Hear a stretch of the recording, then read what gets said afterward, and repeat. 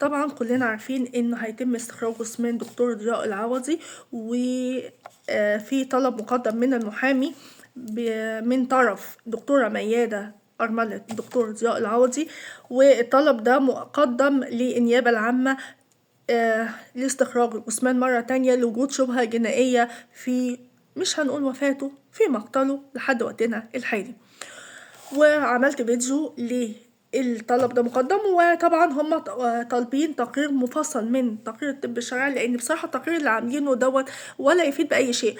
للعلم هو لسه ده التقرير الاولي اللي صدر من وزاره الخارجيه المصريه بناء على الاوراق اللي جات لهم من وزاره الخارجيه في دوله الامارات.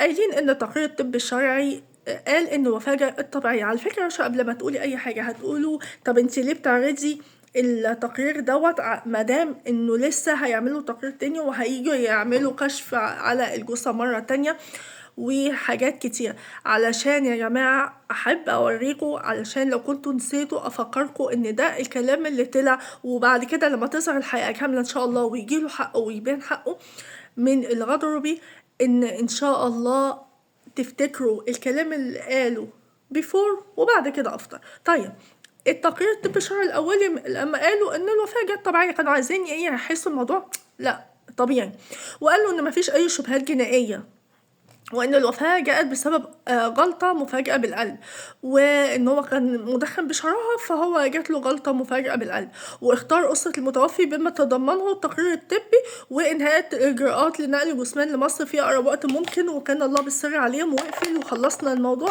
وتوتة فرغت الحدوتة.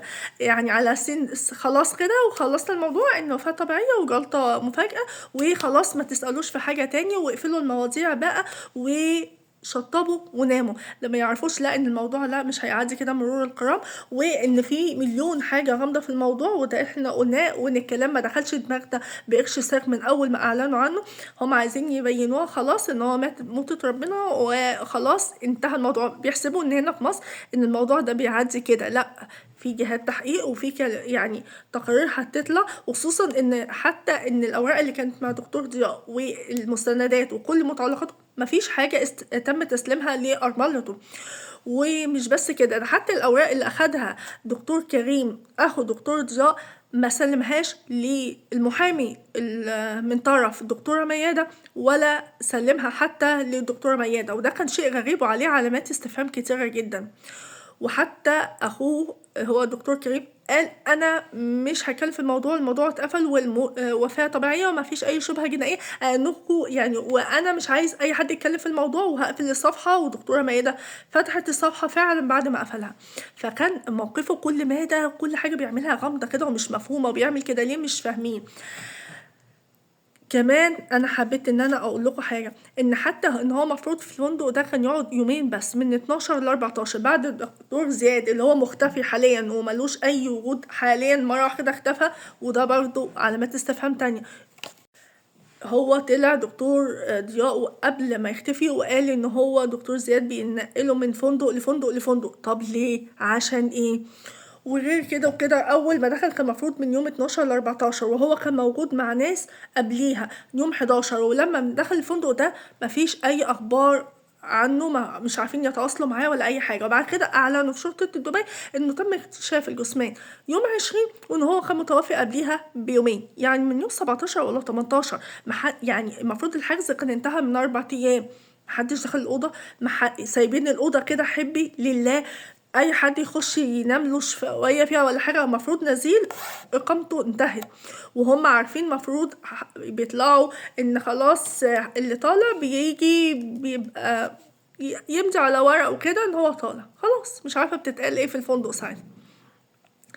طيب فين الحاجات دي؟ طيب هو دفع كاش ولا فيزا؟ لو دفع فيزا مين الفيزا دي باسم مين؟ في حاجة ال4 أيام دي لغاية ما هو مات فيها محدش دخل الأوضة، محدش خرج منها. كاميرات المراقبة فين؟ تفريغ الكاميرات ده في كل مكان في دبي، مش بس في الفندق ده، في شوارعها ذات نفسه محطوط كاميرات، ما عملوش أي حاجة. ازاي التقرير كده طلع بالضعف ده؟ ان هو غلطة مفاجئة في القلب ومفيش أي شبهة جنائية وطبيعية الوفاة انتهى. هو ده انتوا عايزين تعملوه؟ لا، ربنا هيكشف الستر عن اللي كانوا السبب، وان شاء الله الحقيقة تبان كاملة، علشان ربنا ما يضيعش حق مظلوم ابدا ابدا. فانا حبيت ان انا اعرض لكم التقرير دوت عشان تفتكروه وتفتكروا اللي هيطلع بعد كده، وان شاء الله اللي هيبقى فيه مفاجآت كتيرة جدا، وهيجي ربنا هيكشف حقيقة كل من كان السبب في مش وفاته، مقتله.